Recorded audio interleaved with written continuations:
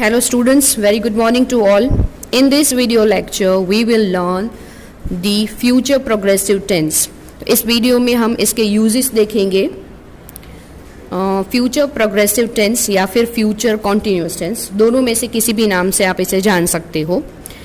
So let's see the uses of future progressive tense. तो सबसे पहला जो इसका यूज है, the future progressive is use to express an action that is expected to take place in the normal course. It is less definite than the progressive tense. I repeat, the future progressive is used to express an action that is expected to take place in the normal course. ऐसे actions जो future में किसी भी normal condition में होने वाले हैं, जिसको आप expect कर रहे हो पहले से कि in future ये होने वाले हैं, तो यहाँ पर इसीलिए लिखा है action that is expected, जिसे आप expect कर रहे हो to take place in normal course.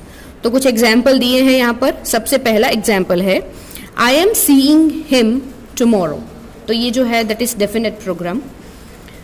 I am seeing him tomorrow, तो आई जो है that is your subject. I के साथ हमेशा एम का यूज करेंगे.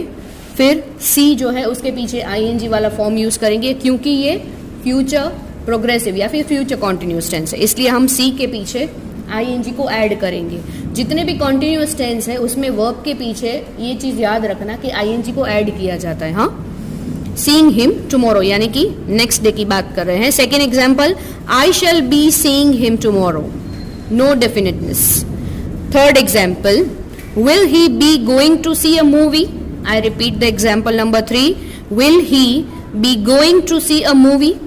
तो ये एक्चुअल में ये इंट्रोगेटिव सेंटेंस है पर फ्यूचर प्रोग्रेसिव टेंस के रिलेटेड है. इसका सेकेंड यूज है, it is use to express an action that will be in progress at a given point of time in the future. ये बहुत ही इंपॉर्टेंट है. दो चीज इसमें सीखनी है आपको. एक तो एक्शन कैसा, विच इज इन प्रोग्रेस, जो चल रहा है ऐसा action, given point of time. Future में कोई ऐसा फिक्स पॉइंट टाइम पीरियड दिया गया है, तभी वो एक्शन प्रोग्रेस करने वाला है, तब हम फ्यूचर प्रोग्रेसिव का यूज करेंगे. तो सबसे पहला एग्जाम्पल है, he will be going to Delhi at this time tomorrow.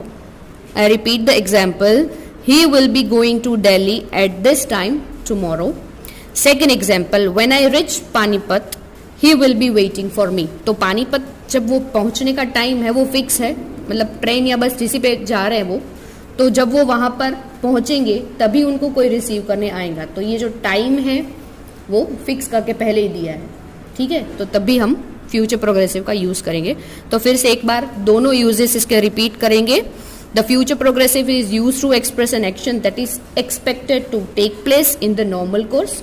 और दूसरा इसका यूज है, it is use to express an action that will be in progress at a given point of time in the future. मतलब उसका जो time of period है वो पहले से ही यहाँ पर मेंशन कर दिया.